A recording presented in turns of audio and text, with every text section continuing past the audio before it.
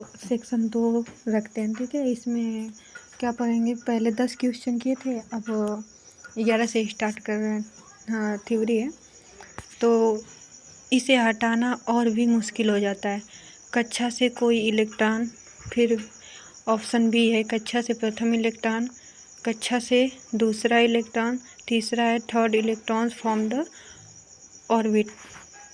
कक्षा के तीसरे इलेक्ट्रॉन को निकालना अपेक्षाकृत अधिक कठिन हो जाता है, क्योंकि इलेक्ट्रॉन को उसकी कक्षा से निकालने के लिए पहले दूसरे को उसकी कक्षा से निकालने के लिए आवश्यक ऊर्जा से अधिक ऊर्जा देनी पड़ती है। सबसे कम ऊर्जा कक्षा से पहले इलेक्ट्रॉन को निकालने में लगता है, ठीक है।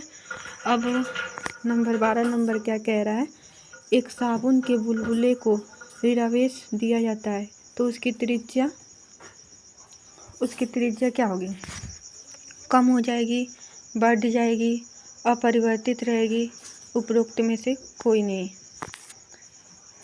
तो आप लोग बताइए। इसका ऑप्शन सही है, बढ़ जाएगी। जब किसी साबुन को बुलबुले को ऋणात्मक आवेश दिया जाए या धनात्मक आवेश, दोनों ही स्थितियों में त्रिज्या बढ़ेगी, क्योंकि जब इसे धनात्मक आवेश दिया जाएगा तो फिर से आवेश एक दूसरे को प्रतिकर्षित करेंगे और इससे बुलबुले का विस्तार होगा और त्रिज्या बढ़ जाएगी। निम्नलिखित में से कौन सा धारा घनत्व का प्रतीक है, कैपिटल आर, फिर ऑप्शन 2 है कैपिटल जे, ऑप्शन सी है सिग्मा और ऑप्शन डी है एम। तो हम लोग जानते हैं धारा घनत्व का क्या होता है, कैपिटल जे होता है, ठीक है। कैपिटल जे जो है धारा घनत्व का प्रतीक है। धारा घनत्व बराबर क्या होता है, धारा बटे में क्षेत्रफल। धारा का मात्रक क्या होता है, एम्पीयर। चुंबक के फ्लक्स का मात्रक क्या होता है, वेबर। चुंबक के फ्लक्स घनत्व का मात्रक क्या होता है, वेबर पर मीटर स्क्वायर। और विद्युत क्षेत्र घनत्व का मात्रक क्या होता है, कूलाम पर मीटर स्क्वायर। विद्युत क्षेत्र सामर्थ्य का मात्रक क्या होता है, वोल्ट पर मीटर। और आवेश का कूलाम। फिर अब देखते हैं, जब किसी गेंद को ऊंचाई से गिराया जाता है तो ऊर्जा रूपांतर का सही क्रम है। ऑप्शन ए दिया है गुरुत्वीय स्थितिज ऊर्जा, गतिज ऊर्जा, फिर ध्वनि ऊर्जा। ऑप्शन बी है गतिज ऊर्जा, स्थितिज ऊर्जा और ध्वनि ऊर्जा। ऑप्शन सी है ध्वनि ऊर्जा, गतिज ऊर्जा, स्थितिज ऊर्जा। ऑप्शन डी है स्थितिज ऊर्जा, ध्वनि ऊर्जा और गतिज ऊर्जा। ध्यान से पढ़िए, ये क्वेश्चन क्या कह रहा है, जब किसी गेंद को ऊंचाई से गिराया जाता है तो ऊंचाई से गिराने पर क्या होगा, गुरुत्वीय स्थिति जो ऊर्जा होगी, और फिर उसके बाद गतिज ऊर्जा, फिर उसके बाद ध्वनि ऊर्जा होगी, ठीक है। क्या कह रहा है, अब आंसर सुनिए। जब एक गेंद को ऊंचाई से गिराया जाता है तब उसमें ऊर्जा रूपांतर का सही क्रम निम्न होगा, गुरुत्वीय स्थितिज ऊर्जा, फिर गतिज ऊर्जा, फिर ध्वनि ऊर्जा। जब कोई वस्तु स्थिर अवस्था में होता है तो उसमें निहित ऊर्जा स्थितिज ऊर्जा कहलाती है, तथा जब कोई वस्तु गतिमान अवस्था में होता है तो उसके कारण उसमें जो ऊर्जा होती है वह गतिज ऊर्जा होती है। जब कोई वस्तु, दूसरा पॉइंट क्या करें, पहला पॉइंट आपको समझ में है, कह रहा है जब कोई वस्तु स्थिर अवस्था में है तो उसमें निहित ऊर्जा स्थिति ऊर्जा रहेगी। हाँ, ऑब्वियसली बात है, जैसे कि अगर कोई ऊर्जा है स्थित है, ठीक है, तो उसमें स्थिति ऊर्जा है। और जब कोई वस्तु गतिमान अवस्था में होती है तो उसमें कौन सी ऊर्जा होती है, गतिज ऊर्जा होती है। दूसरा क्या कह रहा है, जब कोई वस्तु कंपन करती है तो ध्वनि उत्पन्न होता है, ध्वनि के कारण जो ऊर्जा होती है उसे ध्वनि ऊर्जा कहते हैं। ध्वनि का संचरण सबसे अधिक ठोस में होता है, ध्वनि का सबसे अधिक ठोस में संचरण होता है, ठीक है। फिर समस्थानिक आइसोटोप कौन से तत्व हैं जिनकी परमाणु संख्या समान होती है। ऑप्शन ए है जिनकी परमाणु संख्या समान होती है और द्रव्यमान समान होता है। ऑप्शन बी है जिनकी परमाणु संख्या समान होती है परंतु द्रव्यमान संख्या भिन्न होती है। ऑप्शन सी है जिनकी परमाणु संख्या भिन्न होती है परंतु द्रव्यमान संख्या समान होती है। ऑप्शन डी है जिनकी परमाणु संख्या भिन्न होती है और द्रव्यमान संख्या भिन्न होती है। तो ऑप्शन बी है, ठीक है। वह तत्व जिनकी परमाणु संख्या समान होती है द्रव्यमान भिन्न होता है समस्थानिक। समस्थानिक में क्या होती है, बस ऐसे याद करें, समस्थानिक है उसमें क्या होता है, परमाणु संख्या बराबर समान होती है और द्रव्यमान क्या होते हैं, भिन्न। समस्थानिक में क्या होता है, परमाणु संख्या समान होती है और द्रव्यमान क्या होता है, भिन्न होता है। जैसे उदाहरण के तौर पर हाइड्रोजन का समस्थानिक प्रोटीनियम और ड्यूटेरियम, तो और फिर तीसरा नंबर पर टाइटेरियम। इलेक्ट्रॉनों की संख्या समान होने के कारण समस्थानिक के रासायनिक गुण समान होते हैं परंतु भौतिक गुण भिन्न होते हैं। 3 पॉइंट इसमें याद रखें।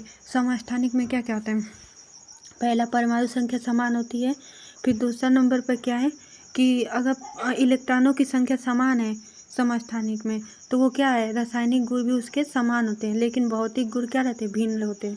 ठीक है। फिर एक एंगस्ट्रॉन बराबर क्या होता है, एक एंगस्ट्रॉन बराबर ऑप्शन ए है 0.1 नैनोमीटर, 1.1 नैनोमीटर, 1.01 नैनोमीटर, 2.4।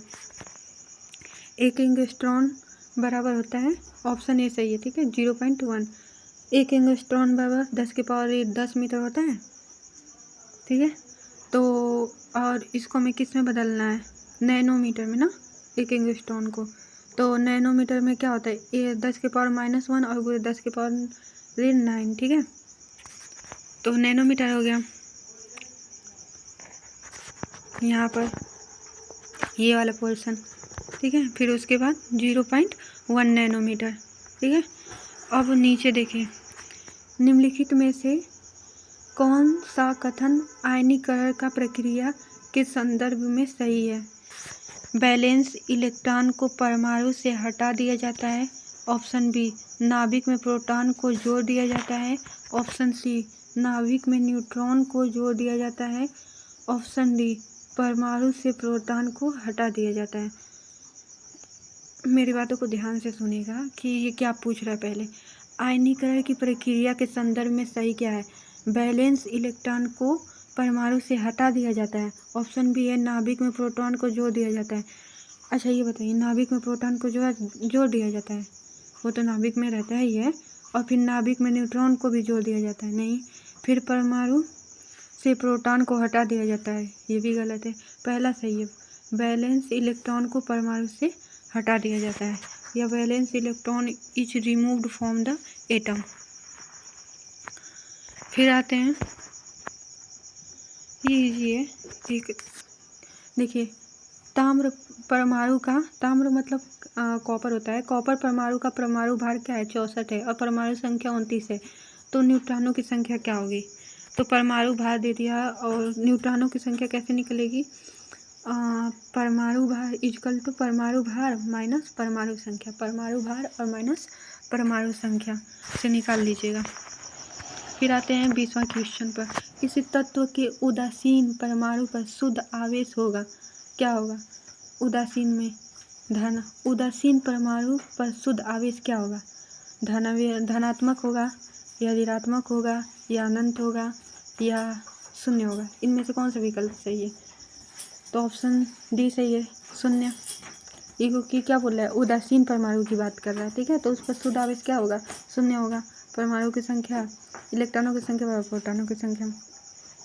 तो किसी तत्व के उदासीन परमाणु में कुल आवेश का मान शून्य होता है, क्योंकि परमाणु के नाभिक में ऋण आवेश इलेक्ट्रॉनों की संख्या धन आवेश प्रोटॉनों की संख्या के बराबर होता है, जिसके कारण परमाणु उदासीन, वही बोली कि इलेक्ट्रॉनों की संख्या बराबर प्रोटॉनों की संख्या नाभिक में, तो इसीलिए क्या है, ये उदासीन है। एक न्यूट्रॉन का विद्युत आवेश क्या होता है, बताइए।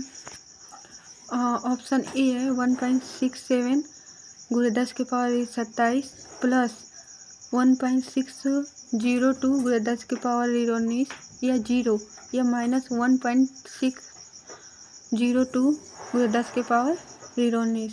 वैसे तो ऑप्शन सी सही है, देखते हैं क्या कहते हैं। न्यूट्रॉन का विद्युत आवेश 0 कूलाम होता है, अतः न्यूट्रॉन पर कोई भी आवेश नहीं होता है, यह उदासीन होता है। आवेश पूछा था ना, राइट। क्वेश्चन ध्यान से पढ़िएगा, हो जाता है कभी कोई गलती, मैंने भी कन्फ्यूजन हो गई। ये लिखा है क्या, एक न्यूट्रॉन का विद्युत आवेश पूछा है, विद्युत आवेश, तो उस पर क्या होता है, 0 चार्ज होता है, ठीक है। तो न्यूट्रॉन पर कोई आवेश नहीं होता है या उदासीन होता है। तो आवेश आवेश प्रोटॉन पर क्या रहता है, 1+1.6 × 10⁻19 और इलेक्ट्रॉन पर माइनस में हो जाता है 1.6 × 10⁻19। और द्रव्यमान तीनों के होते हैं। इलेक्ट्रॉन का क्या होता है 9.11 × 10⁻31 और प्रोटॉन का क्या होता है 1.67 × 10⁻27 और न्यूट्रॉन का क्या होता है 1.67 × 10⁻27। ठीक है, अब आते हैं इस क्वेश्चन पर। दी गई ऊर्जा तथा आकार के एक कक्षक के स्थान में अधिक पसंद किया जाने वाला अभिविन्यासी निर्दिष्ट करता है। ऑप्शन ए एजीमुथल क्वांटम संख्या, ऑप्शन बी चुंबकीय क्वांटम संख्या, ऑप्शन सी स्पेनिश क्वांटम संख्या और ऑप्शन डी मुख्य क्वांटम संख्या। तो ऑप्शन बी, देखो वह क्वांटम संख्या जिसके द्वारा उप ऊर्जा स्तरों के या उप कोशों के कक्षकों का पता चलता है, चुंबकीय क्वांटम संख्या कहलाती है। ठीक है, मतलब उप ऊर्जा स्तरों के कक्षकों का पता चलता है, उसे क्या कहते हैं, चुंबकीय क्वांटम संख्या कहते हैं। इसे यम से प्रदर्शित किया जाता है। यम का मान द्विगंशीय क्वांटम संख्या यल के मान पर निर्भर करता है। ठीक है, यम बराबर क्या होता है, +L से लेकर -N तक शून्य सहित L द्विगंशीय क्वांटम संख्या। चुंबकीय क्वांटम संख्या क्या होती है, तो ऊर्जा स्तरों उप ऊर्जा स्तरों के कक्षकों का पता चलता है। ठीक है, फिर आते हैं निम्नलिखित में से कौन सा सदिश राशि है, द्रव्यमान है, लंबाई है, वेग है या वोल्टेज है। तो जानते हैं क्या क्या है। द्रव्यमान एक अदिश राशि है, लंबाई भी एक अदिश राशि है और वोल्टेज भी एक अदिश राशि है। वेग एक सदिश राशि है। सदिश राशि क्या होती है, जो परिमाण और दिशा दोनों बतलाती है, वो क्या होती है, सदिश राशि। और अदिश राशि क्या होती है, जो बस परिमाण बताते हैं, ना कि दिशा बताता है। ठीक है, वो क्या कहलाती है, अदिश राशि कहलाती है। चाल हो गया, दूरी हो गया, समय हो गया, कार्य हो गया, घनत्व हो गया, ये क्या है, अदिश राशि। और कोणीय वेग, विद्युतीय क्षेत्र, धारा, आवेग, संवेग, ये क्या है, सदिश राशि है। ठीक है, और फिर आते 26 करो प्रोटॉन तथा इलेक्ट्रॉनों के आवेश के संबंध में कौन सा कथन सत्य है। प्रोटॉन उदासीन होता है, ऑप्शन ए क्या कह रहा है, प्रोटॉन उदासीन है, इलेक्ट्रॉन धनात्मक आवेश का वहन करता है। और ऑप्शन बी कह रहा है प्रोटॉन ऋणावेश तथा इलेक्ट्रॉन धनावेश को वहन करता है। ऑप्शन सी क्या कह रहा है, प्रोटॉन ऋणात्मक आवेश वहन करता है और इलेक्ट्रॉन उदासीन होता है। ऑप्शन डी क्या कह रहा है, प्रोटॉन धनात्मक आवेश होता है, आवेश वहन होता है और इलेक्ट्रॉन ऋणात्मक आवेश वहन करता है। ऑप्शन डी सही है, ये क्योंकि प्रोटॉन धनात्मक होता है और इलेक्ट्रॉन ऋणात्मक होता है, ये तो सबको ही पता है। और प्रोटॉन पर कितना होता है आवेश, -1.6 × 10⁻19 और प्रोटॉन ये इलेक्ट्रॉन पर होता है, प्रोटॉन पर प्लस में वही हो जाता है, वैल्यू सेम रहती है, बस इलेक्ट्रॉन में माइनस हो जाता है, प्रोटॉन में प्लस हो जाता है। और न्यूट्रॉन में क्या रहता है, 0 रहता है। पॉजिट्रॉन में क्या रहता है, +1 रहता है। और न्यूट्रियॉन में क्या रहता है, 0 रहता है। मेसॉन में क्या रहता है, +E 0 फिर माइनस, तीनों में रहता है। एक इलेक्ट्रॉन का व्यास क्या होता है, एक इलेक्ट्रॉन का व्यास होता है 10⁻15 मीटर होता है। एक इलेक्ट्रॉन का द्रव्यमान प्रोटॉन के 1/1840 गुना होता है। मतलब इलेक्ट्रॉनों का द्रव्यमान प्रोटॉनों के कितना गुना होता है, 1/1840 गुना होता है। ठीक है, निम्नलिखित एक प्रतिरोध जब, देखिए अब 27 क्वेश्चन क्या करें, जब बैटरी से जुड़ा एक प्रतिरोध धारा के कारण गर्म होती है तब निम्नलिखित में से कौन सी राशि स्थिर रहती है। प्रतिरोधकता, resistivity, number of free electron, drift गति या प्रतिरोध। क्या पूछ रहा है, जब बैटरी से जुड़ा एक प्रतिरोधक धारा के कारण गर्म होता है, प्रतिरोधक धारा के कारण गर्म होता है तब निम्नलिखित में से कौन सा होता है। Option B, number of free electron के कारण। जब बैटरी से जुड़ा एक प्रतिरोधक धारा के कारण गर्म होता है तब मुक्त इलेक्ट्रॉनों की संख्या स्थिर रहती है। ठीक है, क्या कह रहा है, जब बैटरी से जुड़ा एक प्रतिरोधक धारा के कारण गर्म होता है तब मुक्त इलेक्ट्रॉनों की संख्या स्थिर रहती है। प्रतिरोध, प्रतिरोधकता और ड्रिफ्ट गति तापमान पर निर्भर करता है। ठीक है, इतना समझ में आ गया। फिर 28 क्या कह रहा है, निम्नलिखित में से कौन सा कथन विद्युत आघात से संबंधित नहीं है। पहला, बेहोश व्यक्ति को कुछ भी खाने पीने को ना दो, कुछ भी खाने पीने को दे। ठीक है, फिर आपूर्ति को अनप्लग कीजिए। फिर do not leave the unconscious person alone, बेहोश व्यक्ति को अकेला ना छोड़े, अपने आप को सुरक्षित कीजिए, पीड़ित को खींचे। क्या कह रहा है, विद्युत आघात से संबंधित नहीं है। देखो, ये विद्युत आघात से संबंधित नहीं है, बेहोश व्यक्ति को कुछ भी खाने पीने को दे। ठीक है, कुछ भी खाने पीने को, ये कथन गलत है। विद्युत आघात की स्थिति में मनुष्य को सामान्य स्थिति में लाने के लिए निम्नलिखित कार्यों करनी चाहिए। आपूर्ति को अनप्लग कीजिए, अपने आप को सुरक्षित कीजिए और पीड़ित को खींचे, बेहोश व्यक्ति को अकेला ना छोड़े, फिर बेहोश व्यक्ति को कुछ भी खाने पीने ना दे, ये होना चाहिए। फिर 29 क्या कह रहा है, 1 मिलीवोल्ट के बराबर होता है। 1 मिलीवोल्ट किसके बराबर होता है, 0.001 के। फिर इलेक्ट्रॉनिक्स के पदों में कौन सा पैसिव घटक है। इलेक्ट्रॉनिक्स के पदों में प्रतिरोधक पैसिव घटक है। देखिए, ऑप्शन ए क्या है, प्रतिरोधक है। ऑप्शन बी क्या है, SCR है। ऑप्शन सी क्या है, ट्रांजिस्टर है।